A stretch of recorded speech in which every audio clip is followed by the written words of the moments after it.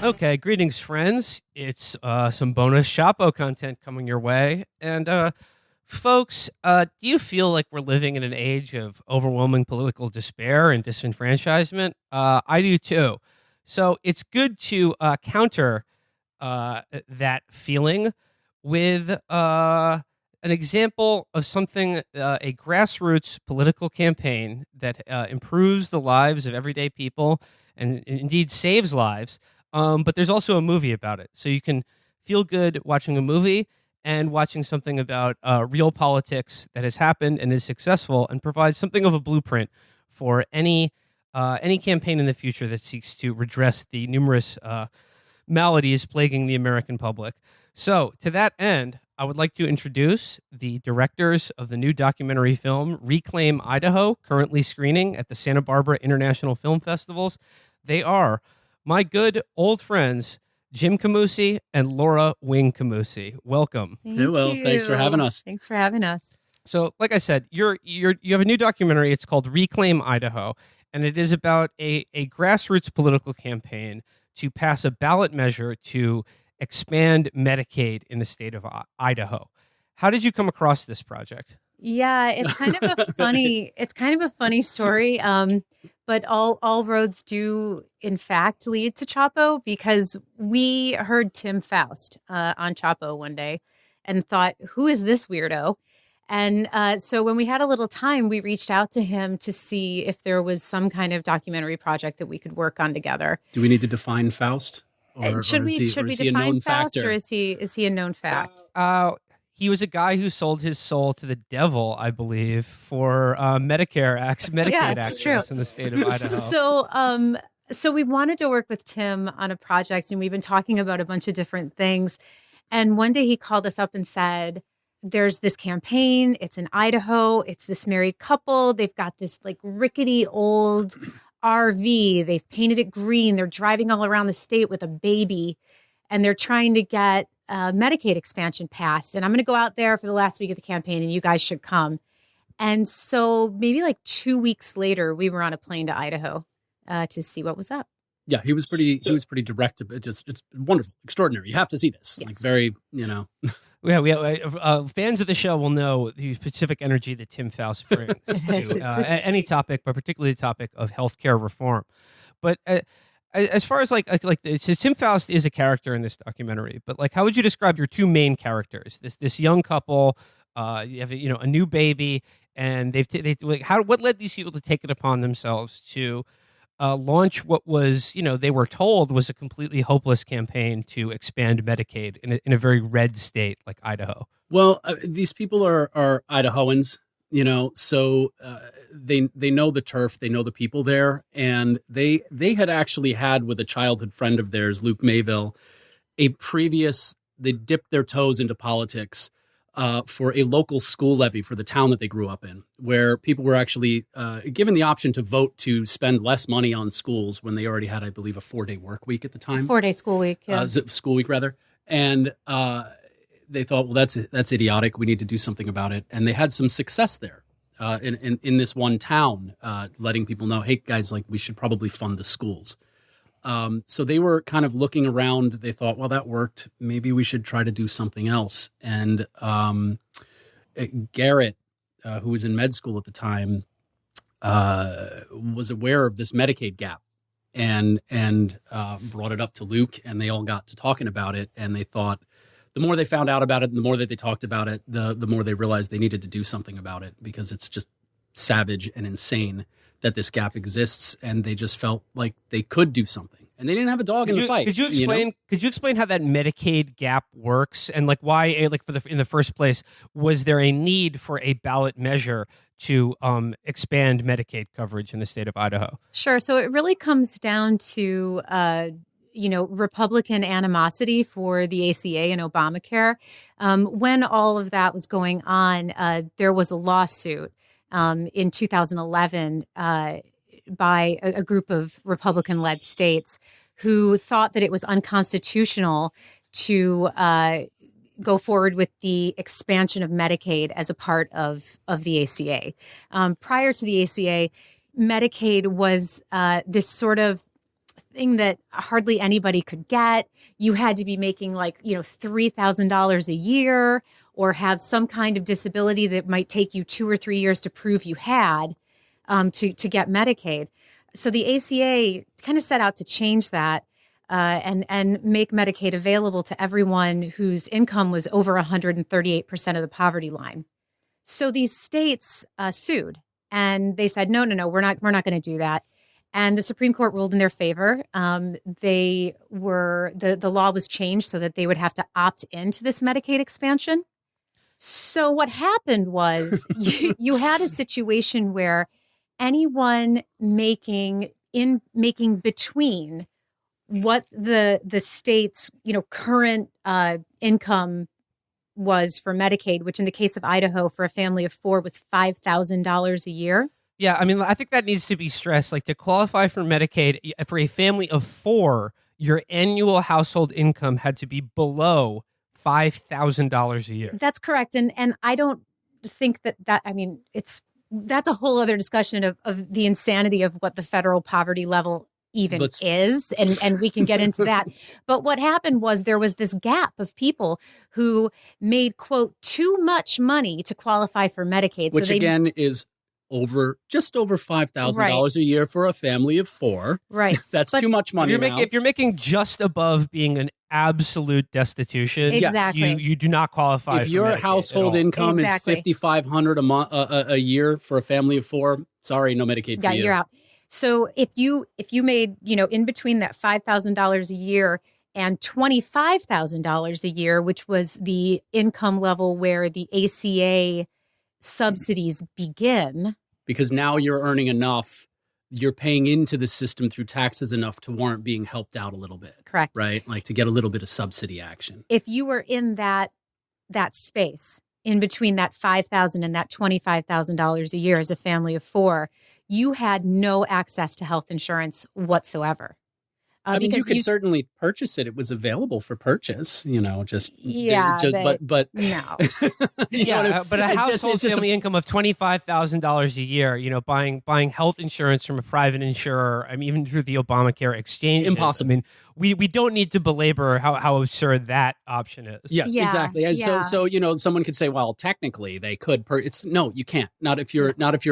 It's just, it would be impossible. Yeah. So they're in this gap. So the heroes of this movie, this young married couple, we're looking at a situation in their home state in which, just purely by the choice of the Republican Party and politicians in the state of Idaho who were, signed on to a lawsuit to just say no to federal money. Like, they would not have to raise taxes at a dime. They were just saying, no, we don't want to spend this money on providing health insurance for people who need it in our state. Created a situation in which there were something like 60,000 Idahoans with simply no health insurance. And Idaho is a state of about 1.6 million people. Like, that's a pretty decent chunk of that state that is just completely without any safety net whatsoever when it comes to something like getting sick. Yeah, it is. And Emily in the film points out that because of this Medicaid gap, about 300 people a year in Idaho were dying due to lack of health insurance. And as she says so beautifully in the film, that's 3 people per legislator. What do we do with people who kill 3 people? We put them in jail. But as Emily says, no, and we keep reelecting them. So it's an appalling problem to have. And it's a stupid problem to have. It's just unbelievably stupid because the funds for Medicaid, for the most part, were coming from the federal government. So you can't even make an argument that not expanding Medicaid is a fiscally conservative choice. It is in no way fiscally conservative. It's just idiotic. I want to get into the campaign itself, but this brings up the issue of what to me is the central question about health insurance in this country and the way we run our healthcare system in this country that gets to the absolute brutal cruelty and sadism of all of it is because to put the question to people and this is featured in the movie. I think Emily, is that her name? Yeah, yeah. She says that she was canvassing doors at this very small town near the Canadian border, and she came across a woman who was a grandmother who had to take over, a guardianship of her grandchildren while dealing with colon cancer. And that she beat the colon cancer, but then by mortgaging literally everything, every asset that she could have, and is now just dead broke, and is now told by doctors there are complications due to the treatment that will kill you in 3 months unless you treat them. And the only thing she has left is her house, which is like the home for the children that she's taking care of, and she has to ask herself, "Am I worth living? Is me having my life saved worth putting my children out on the street?" And the answer is like, if any person in the richest country on earth is faced with that question, is a good indication of like, do we live in a moral society? And then the corollary to that question is like, if health insurance companies are able to put to people, how much money would you pay to be alive or have someone you love continue to be alive? Well, the answer is, people will pay anything. It's like a kidnapping. It's like a hostage situation.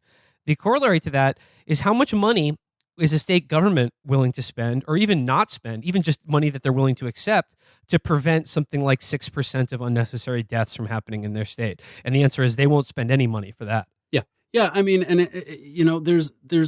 There's a lot of layers to this, and there's certainly the savagery of a for-profit healthcare system is. We could go off on that for ages. Like we believe that a single payer system is the only way that anything should be. Profit shouldn't be part of it. The idea of a sick person as a consumer shopping around for if our daughter was sick, I'm not looking for the bargain basement doctor. You know what I mean? Like this idea of like taking a market rules and putting it into healthcare, putting it into payments and these sorts of things. It's insane and it's savage. But at least within this system, if there are points of light or improvement, I would say at least with the expansion of like the closing of the Medicaid gap, was it within this system an unambiguously positive thing, and just ludicrous that any governors or any legislators would choose not to take those federal dollars and not to save these people's lives. And it's still, what are we at, 10 states, 10 or 14 states that still haven't done it? Yeah, there's a number of states that haven't expanded Medicaid yet. I think it's 12 at the moment. And there are still, as we know, the ones that we know of, approximately 2.2 million people nationwide. They're still in that Medicaid gap, mostly in the South and Texas. So, when confronted with this kind of, horror about this type of society that you live in, normal, decent people are capable of recognizing the problem and organizing a solution to it, and a democratic one, and which is what we see in this movie, which is, two young people. The husband is in medical school while this is all going on, while they're organizing like a statewide door knocking campaign in a very rural state that is basically based around, like I said, this rickety, like 70s era RV. And it's funny, like the wheezing of this RV's engine is sort of like a Greek chorus to your movie. Absolutely. So like how did they, you talk about like they were surprised to find how quickly this caught on and how many people were willing to volunteer to knock doors for this campaign. Yeah. They ended up with 2,000 volunteers across the state by the end of the campaign, which is incredible in a state like Idaho, which is primarily made up of registered Republicans in terms of the voters. I think it's about 60 or 70% registered Republican. And this was, of course, a non-partisan campaign. This was not, being supported by either party. In fact, local Democrats wasn't being supported by anything. Yeah, local Democrats told them, "Don't do this. You're going to get Molotov cocktails thrown at you." Of course, that didn't happen. It was tremendously popular, and it was tremendously popular really, really quickly. I think the lesson there is that healthcare is kind of a consensus issue among actual voters. If you move past like red and blue and party politics and all that kind of stuff, what you get are just people, right? And I think that obviously there are a lot of differences of opinion of policy. You definitely get people that are extreme to the right, that are, racist or whatever. All of that stuff exists, of course.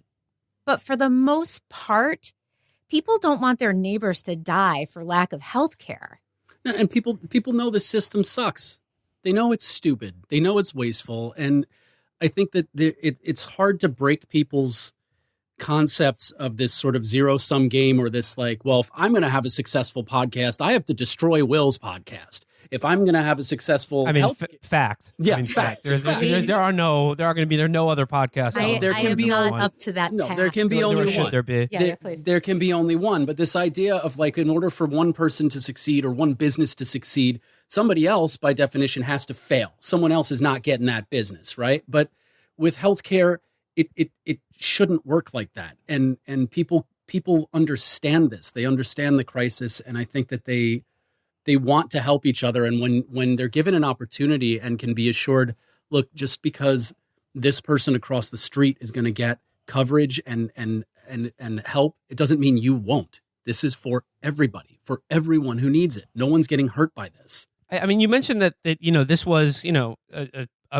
this is a nonpartisan issue that is nonpartisan in the sense that neither political party wants anything to do with it. Yes. And particularly as far as like the Democrats in a state like Idaho, I think there's an interesting dynamic that your film captures, which is that Idaho is a one-party state. It is ruled by Republicans, and like you said, 60 to 70% of registered voters are Republican. So, I mean, but there is a certain learned helplessness in the state Democratic Party in a state like that. But it's a learned helplessness that I think is mirrored on a national level, in which the dynamics are not anywhere close to being that dominated by Republicans. And it's this thing where when they were starting out, like the state Democratic Party told them, like you said, this is crazy. People are going to run you out of town on a rail. No one wants to hear about, socialized medicine, all this stuff. And I think especially for Democratic politicians, when they think about the people out there, the voters, they just assume, and in some cases correctly, that they are this undifferentiated mass of like inherently reactionary, right-wing, like unchangeable, like actually physically frightening, scary people out there. And I think that conception of them is an easy way out for them, because I think it allows them to justify the end result that they were hoping for in the first place. Oh, absolutely. There's no question that, listen, I think what we see in this film, is a unification of the working class, right? I mean, because I think that this is what happens when you go to someone's door and you say to them, here is a political policy, a public policy that will help you. Here is a public policy that will materially change the conditions of your life in an unambiguously good way. Do you like this? And working class people say, yes, we love that. And it's Thank you. I will vote for that. And it's super clear. It's super clear. If you vote for X, then Y happens. Not if you vote for X, then, well, maybe a couple months later Y will happen, but we'll give you like maybe 2/3 of Y, or I don't know, we'll maybe bargain against ourselves and like knock that down a bit. Or no, it was like, it's very clear about the results of what would happen. And, I think one of the real eye openers for us was neither party is actually listening to these people. Right. This thing had, spoiler alert, but like it had an overwhelming amount of support in this state. And the only way it could have done that was with Republican voters, right? And what did the people in charge do immediately afterwards? They attack it.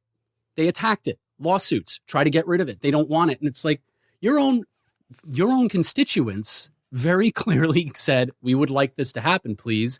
And they immediately went after it, which with that, I'm not sure what you do. That's a whole other a mess there, where it's like nobody's being listened to, it seems, by either party. Right. Yeah. And I think that the Democrats do use that kind of, Republican behavior in the legislature as an excuse to just do nothing. No. And I find that so frustrating personally, not to go after the Idaho Democrats too hard, because I think that they are kind of stuck in this position, or they feel that they're stuck in this position where nothing can happen, nothing good can happen. It's the famous tweet about the centrist rally, better things aren't possible. I think that's what they feel they're in.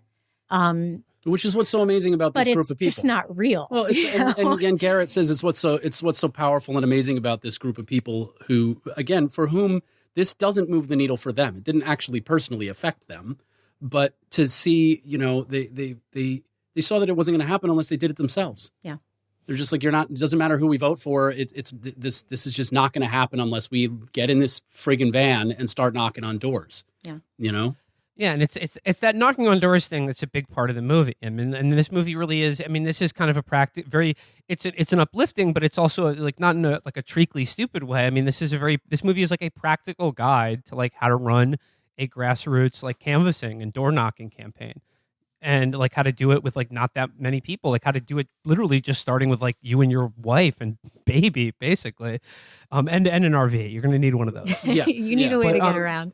I'm just like, I mean, like for the subjects in this movie and for you personally, I mean, like what lessons did you learn and is shown in the movie about like how to knock on someone's door, like how this kind of grassroots organizing really works. I mean, like you just said, they just started. Yeah. They literally just started to do it and then figured it out from there. They saw something that was horrifying to them and just decided, okay, I'll start next door. And it sounds stupid. And again, it sounds a little bit like, oh, okay, this is like a, feel good. It's like, no, really, that's it. Like there was no magic. There was no special sauce. There was no algorithm or any kind of crap like that. They just literally just started knocking on doors. I think the special sauce, though, honestly, and this is going to sound like such a, pie in the sky kind of thing to say, but I really feel this way. I feel like they had so much empathy when they were talking to people. Mm-hmm. Mm-hmm. When they knocked on those doors, it was never with judgment. It was never with like a preachy kind of attitude about politics or, your political party or anything like that. Mm-hmm. It was always with empathy, and it was always about really listening to the people whose homes they were coming to and responding to their questions in a really real way that wasn't, scripted or canned. And the other thing was they didn't care. I'm sure a lot of your listeners have been, on door knocking campaigns where you're only knocking on Democrats' doors or, whatever it is. They didn't do any of that. They went to every single door, even if that person wasn't a registered voter. And and you can do that with a ballot campaign like this that isn't about vote for Democrat or Republican. Yep. Yeah, absolutely. And another element that's in this movie is like they talk about how like one of the reasons that like sort of inspired this is when they realized that like raising awareness about these political issues or organizing over Facebook or the internet really doesn't get you very far. And it seems like, this is a platform to like amplify these views and share these political issues on a broad scale and, organize like-minded people, but you run into a wall every time. Yeah. And it's just like, it only becomes real if it's in like, I hate to, be cliche, but like in physical space. And you show one scene in which there's just walking around a neighborhood and someone is looking for their lost dog. Yeah. And handing out flyers about, have you seen this dog? Please help me find my dog. And as part of the canvas, they also start asking people, have you seen the dog? And then the woman whose dog was lost was like, oh, okay, I'll vote for this now. And it's just like, it's this tiny like little like connection you make with someone's life where you show that you're like, you care about them, or it's sort of like even like a quid pro quo. Like I'll vote for the prop if you help look for the dog. Did they find the dog, by the way? We don't know. I don't think so. We don't know. We hope so. We hope so. We never did get a resolution on the poor little dog. But a lot of people were keeping their eyes out because they kept asking everybody. So they expanded the dragnet for the dog exponentially with that search. But there is something, I think Luke has when talking to him about this, there's also, it's more durable. It's more durable than a Facebook ad campaign or a television ad blitz or whatever kind of consultant, whatever a consultant tells you to do. Which in this case, a consultant would have said, "Don't bother." But it's more durable and than doing things like, okay, well, we already have some sympathetic folks in Boise, so let's focus on Boise and activate as many people in Boise. They went all over the place. And when you convince people all over the place or talk to them and they're not even convincing them, they're just putting the information in front of them, letting them draw what is the logical conclusion, that is more powerful because then these people are going to defend the vote. They're going to, you're shifting their perception of this thing. It's not just trying to like trick people into voting for something. You've made a real connection, right? And I think that is a far more powerful thing. And I wouldn't be honestly surprised in Idaho where, actually right now there's a perfect example. They are trying to overturn or make it basically impossible to ever do this again.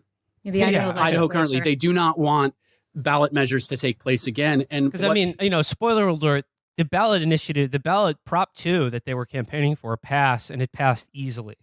It passed with 60-40, 70-30? Yeah, it was landslide. And the now Medicaid expansion is the law in Idaho, but you're crazy if you think these people view the electorate like any kind of hurdle for denying people health care. Yeah. So now they're trying to make it impossible. And I literally, right before you guys got on here, I just saw that in the state of Missouri, voters chose to expand Medicaid via a ballot initiative in 2020. And the Republican state legislature is simply refusing to enact it. This is insane. This is insane. First of all, just get out of the way. What are you doing? You could just keep your job and just not attack this thing. But when the Reclaim Idaho people may very well find support now among the people who voted for Prop 2 in the first place to also show up and have their voices heard and go after their own legislatures and say, what are you doing turning over this ballot measure? I voted in this.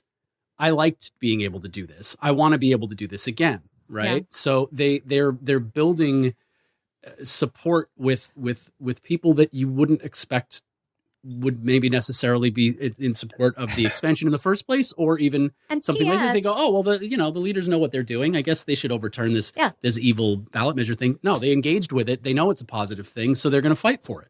And the most insane thing about all of it is that the Idaho legislature is saying, well, we don't want any more. We want to make it harder to have these ballot initiatives because you liberals who get these ballot initiatives started, you're not going and talking to rural people.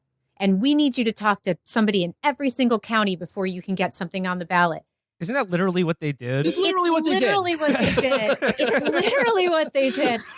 And fun fact, there is a tiny little county in a very rural part of Idaho that has something like 398 registered voters. Okay. 300 of those 398 registered voters are Republicans, and Prop 2 passed in that county by 60%.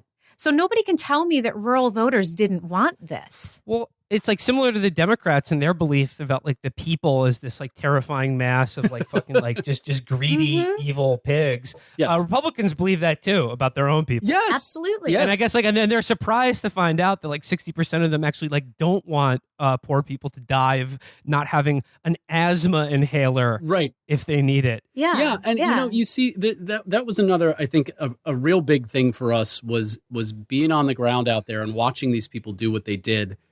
And realizing I've seen for years these sorts of you see a poll about whatever it is. 60-80% of Americans support whatever it is. And yet it doesn't exist. And you just think, well, that poll must be full of shit. Or there's some reason that doesn't exist. It's yeah, there are reasons that doesn't exist, but it's we see it. It's a lack of political will. Right. But those things, but those numbers bear out.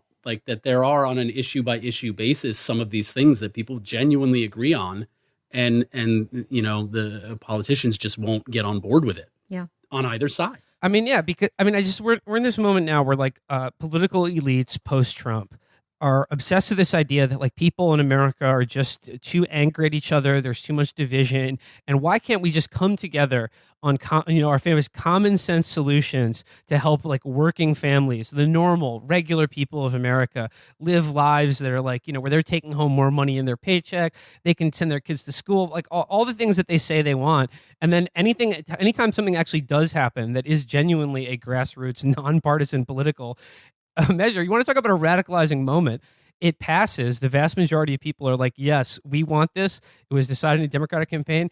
And then then if politicians can just say, no, Yeah, no, we're not doing that. Yeah. We're taking it back. I mean, like, where does that? I mean, you want to talk about a radicalizing moment? Like, where does that leave people? These people are like supposedly being failed by the politicians, and it's all their fault. And commentators can like bemoan that fact, but like they don't want Medicaid expansion. They don't want universal health care either. No, this is what I'm saying. That I think this is why I feel like this film is really about working class unity in a way, because it is not in the best interest of either political party to have things like this happen. This strips them of their power, and they don't like that. But it seems to be literally the only way to get anything done. And also, I really like burn up when people start talking about the sort of like mythical moderate that's out there, that is described as what? A person with like no beliefs at all, and I just...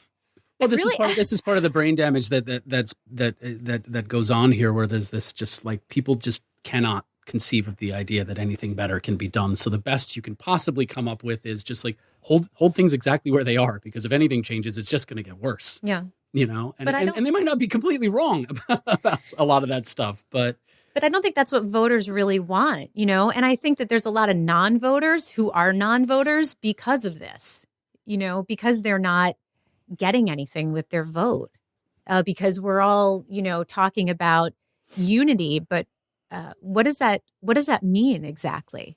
I mean, this campaign was about unity in a very real way. That kind of unity, I would love to see. I can get on board with that. So, I mean, so the film is out now. I mean, like, what is the state of Medicaid expansion in Idaho? I mean, they're trying to claw back this idea that, like, you can raise these ballot initiatives to sort of bypass traditional political issues or channels if you want to get something done. But as far as Medicaid in the state of Idaho right now, have they clawed it back in any way? Have they tried to fuck with it or take it away, or is that pretty much like locked in? One of the first lawsuits, literally, I don't know the specifics, but it was so stupid. It was something along the lines of like, well, you didn't put a comma in the correct place in this particular thing. Okay. It was something that idiotic that was tossed out. And as far as I understand, it's in a pretty strong place right now. And more than, I believe, almost twice as many people that they originally thought were going to enroll have enrolled at this point and counting. It's about 104,000 people that now have Medicaid, thanks to this bill. And, like as sort of an epilogue to the movie, you said like, January 1st, 2020, this all kicked in. Right before fucking COVID happened. Yeah. I mean, right. I mean, that's the thing. Like, I mean, about why this matters and why you're the subjects of your movie are so heroic in what they did is because no one can really. Obviously, everyone can see the problems caused by our healthcare system right now, but no one can anticipate the future, like a global pandemic happening just as this comes in, and now 60,000 people have health coverage that wouldn't have had it otherwise during a global pandemic, especially in a very rural state. Yeah. It's 104,000. And not to mention the fact that, expanding Medicaid strengthened their hospitals. We get into it a little bit in the film, but not expanding Medicaid is really punishing for rural communities in so many ways. And a lot of that has to do with funding that's lost for rural hospitals. So, yeah, when you're in a pandemic situation and, the nearest hospital is a 25, 30-minute drive from you, a 40-minute drive, and it's in danger of closing, that's a scary, scary situation. So it's really amazing that Idaho, didn't necessarily have to face that. Well, we got to leave it there, but I would like to thank Jim and Laura Kamoosi. Thank you so much for joining us. If people, I mean, what is it? So first of all, actually, what's the state of your documentary film right now? Yeah. It's at the Santa Barbara International Film Festival. I mean, if people want to see this movie or learn more about it, what can they do? You can see it through the Santa Barbara International Film Festival, which is sbiff.org. Or you can go to our website, which is reclaimidahofilm.com, and we'll have information about future screenings there. But we're hoping to get streaming on this so that everybody can see it everywhere. And it's sort of early days in the festival circuit, and so we'll see where distribution goes going forward. But now, I mean, it'll be screening at the Santa Barbara International Film Festival through the 10th. So this should be up on the 8th. I realize that isn't a lot of time for our listeners to hopefully check this movie out. But if you could screen it through the Santa Barbara International Film Festival, it would be a big help to you guys. Absolutely. Yeah, definitely. Absolutely. Definitely. All right. So once again, the film is Reclaim Idaho. The filmmakers, Jim Kamoosi and Laura Wing Kamoosi. Thank you so much for this film and your time. Thank you, Thank you, Will. Always a joy to talk to you. We'll have all the information available about the movie in this episode description. Thanks, guys. Thanks. Thanks, Will.